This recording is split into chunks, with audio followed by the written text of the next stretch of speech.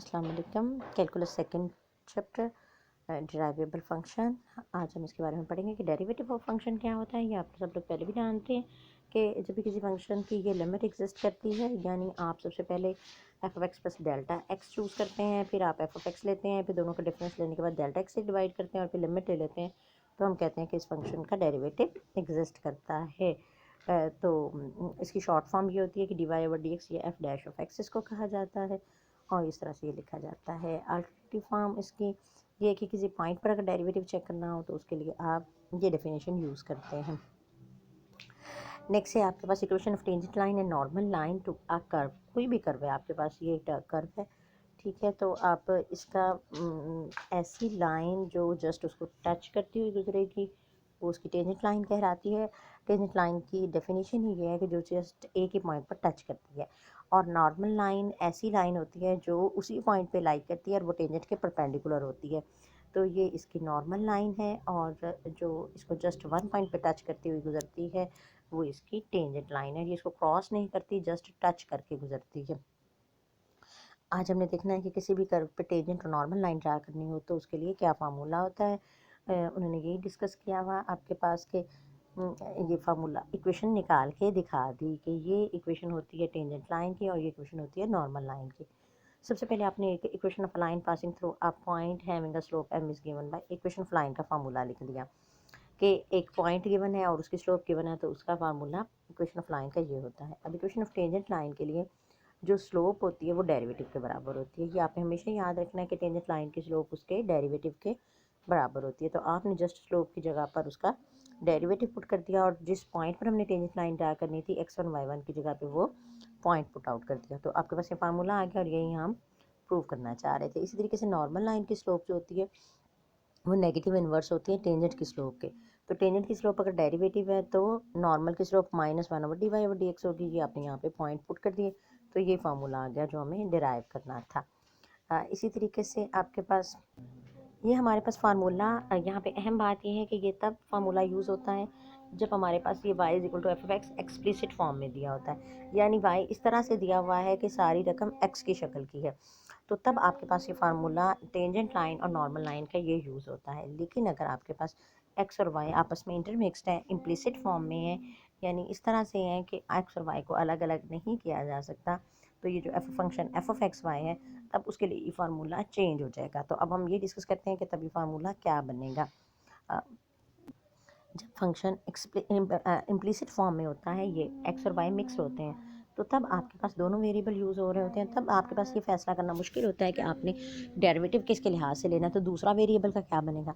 तो उसके लिए हम पार्शियल डेरिवेटिव का कॉन्सेप्ट यूज़ करते हैं। ये आप इस बीएससी में पहली दफ़ा पढ़ेंगे, ये अभी आपको सिखाया जाएगा कि पार्शियल डेरिवेटिव क्या होता है और उसके लिए क्या तरीक़ेकार इख्तियार किया जाता है।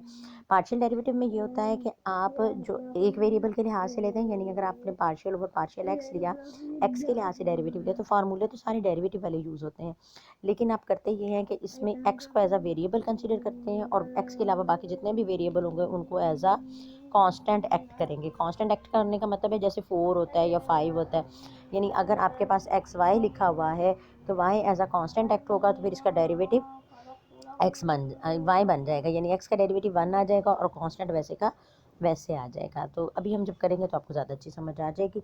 तो जब भी आपके पास दो वेरिएबल होते हैं तो आपके पास फिर D by D X use नहीं होता, बल्कि पार्शियल का लफ्ज़ यूज़ होता है, पार्शियल ओवर पार्शियल एक्स, इसी तरीके से पार्शियल ओवर पार्शियल वाई। तो यहाँ पर भी हमारे पास यही हो रहा है कि अपनी equation of tangent line normal line find out करनी है, तो आपके पास ये इक्वेशन आएंगी, करेंगे हम उसके लिए ये कि आपने अभी पीछे ड्राइव किया कि इक्वेशन ऑफ टेंजेंट लाइन ये होती है, नॉर्मल लाइन ये होती है। और ये बात आपने हमेशा एज अ फार्मूला याद रखनी है कि जब भी फंक्शन इम्प्लिसिट फॉर्म में होता है तो तब आपके पास डेरिवेटिव की वैल्यू ये आती है -5 over X over 5 over Y. तो आपने क्या करना है, simple D Y over D X की जगह पर ये वैल्यू पुट आउट कर देनी है। आपके पास ये देखें, आपने ये जस्ट वैल्यू यहाँ पे पुट कर दी माइनस का साइन और इस वैल्यू के साथ। अब ये जो वाई वाली वैल्यू है ये वाई के साथ जाकर मल्टीप्लाई हो जाएगी और एक्स वाली वैल्यू 5 और एक्स के साथ ही रहेगी और ये माइनस उधर जाकर प्लस हो जाएगा, तो ये आपके पास इक्वेशन आ जाएगी। इसी तरीके से जब आप -1 over D Y over D X में पुट करेंगे तो माइनस माइनस प्लस साइन हो जाएगा और जो रकम इसमें नीचे थी वो ऊपर आ जाएगी और जो ऊपर थी वो नीचे आ जाएगी। तो ये देखें कि आपने याद रखने के लिए याद रखना है कि टेंजेंट लाइन में फाई ओवर एक्स के साथ एक्स माइनस एक्स नॉट आता है और वाई माइनस वाई नॉट के साथ फाई ओवर वाई आता है। जबकि आप नॉर्मल लाइन जब लेते हैं तो वाई माइनस वाई नॉट के साथ फाई ओवर एक्स आता है और एक्स माइनस एक्स नॉट के साथ फाई ओवर वाई आता है, और इनमें दोनों के साथ प्लस का साइन आता है, जबकि इसमें आपके पास वाई डेरिवेटिव के साथ या एक्स माइनस एक्स नॉट के साथ माइनस की इलामत आती है। तो ये आपने एज अ फार्मूला अच्छी तरह से याद रखना है। इससे नेक्स्ट आपके पास ये एक्सरसाइज दी हुई है equation of tangent line and normal line की। ये सारी एक्सरसाइज आज आपने करनी है और ये टेंजेंट लाइन नॉर्मल लाइन के प्रूफ भी सॉल्व आउट करने हैं। इसके साथ एक और टॉपिक आज हम करेंगे, ज्योमेट्रिकल मीनिंग ऑफ डेरिवेटिव। ये भी आज आप पहली दफ़ा नाम सुन रहे हैं। आगे आप वेक्टर का चैप्टर पढ़ेंगे तो उसमें अक्सर आपको ज्योमेट्रिकल मीनिंग का लफ्ज़ सुनने को मिलेगा।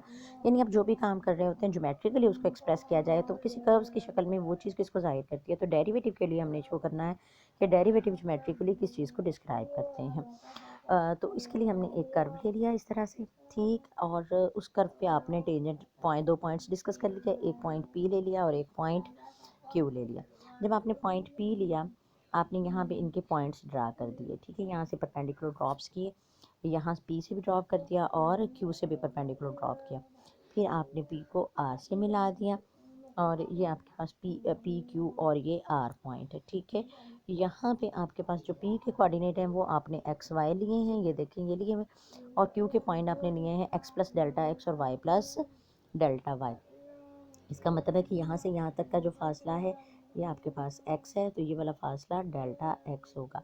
इसी तरीके से अगर ये यहाँ से यहाँ तक का फासला y है तो ये वाला फासला डेल्टा y होगा। अब यहाँ पे जो अहम बातें हैं, काफ़ी रश मच गया है तो मैं इनको डिलीट करके नई बात लिखने लगी हूँ। तो मैं बेसिक बात समझाना चाह रही हूँ कि ये जो फासला है ये आपके पास डेल्टा x है, ये इसको डिफरेंट कलर से डिनोट करेंगे, ये डेल्टा x है और ये फासला डेल्टा y है। यानी ये आपके पास कर्व आ रहा था और आपने एक यहाँ से लाइन और एक ये यहाँ से लाइन आई, ठीक है। तो ये आपके पास डेल्टा y है और ये डेल्टा x है। और मज़ीद ये क्या है कि ये दोनों लाइनें जो हैं जहाँ से आपने टेंजेंट लाइंस ड्रा की दोनों पॉइंट्स पर, और इसको मैं बड़ा करके आपको पहले दिखा देती हूँ ताकि और क्लियर हो जाए।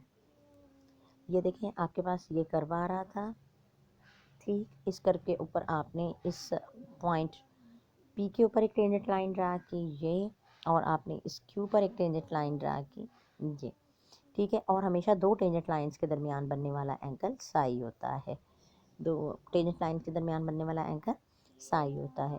और आपके पास है ये वाला जो पॉइंट पी पे टेंजेंट है, ये टेंजेंट एक्स एक्सिस के साथ जो एंगल बना रहा है, ये टेंजेंट ये एक्स एक्सिस के साथ जो एंगल बना रहा है ये थीटा। ये दोनों बातें आपने याद रखनी है। दोनों टेंजेंट्स के दरमियान जो एंगल है वो साई है। ये टोटल बड़ा जो एंगल बन रहा है ये देखें, बड़ा जो एंगल बन रहा है ये साई है, और ये जो छोटा बन रहा है ये यहाँ पर ये थीटा है, और ये लाइन जो एंगल बना रही है ये एंगल साई है। और यहाँ पे आपके पास ये डेल्टा एक्स डिस्टेंस है और ये डेल्टा वाई डिस्टेंस है। ये डिस्टेंसेस यूज़ होने, अगर फिगर की सही अच्छी समझ आ गई तो फिर सारा ही पॉइंट क्लियर हो जाएंगे। अभी आपके पास ये फिगर सारी डिस्क्राइब हो गई। अब इसके बाद क्या है कि उसने क्या किया, एक आपने कर्व लिया और फिर उस पर टेंजेंट लाइन ली, और आपके पास एक पॉइंट पी था एक्स वाई, और फिर आपके पास पॉइंट था क्यू, और आपने फिर परपेंडिकुलर ड्रॉप किए पी क्यू, और फिर आपने इनको मिला दिया। अब आपके पास एक एंगल साई बन रहा है एक्स एक्सिस के साथ। फिर आपने दो परपेंडिकुलर ड्रॉप किए, और ये सारा कुछ मैंने अभी आपको बोला है। आपने जो जो काम किया है वो सारा यहाँ पे लिख दिया। अब आपने क्या किया, इन दोनों का ये डेरिवेटिव डिस्कस कर लिया। डेरिवेटिव के लिए आपको चाहिए F X plus delta X minus F of X over delta X. आपको पता है F of X plus delta X Y plus delta Y के बराबर होता है, और ये माइनस वाई, और ये delta y over delta x आ गया। अब अगर डेल्टा वाई और डेल्टा एक्स पे आप गौर करें तो ये लेंथ डेल्टा वाई थी और ये लेंथ डेल्टा एक्स थी।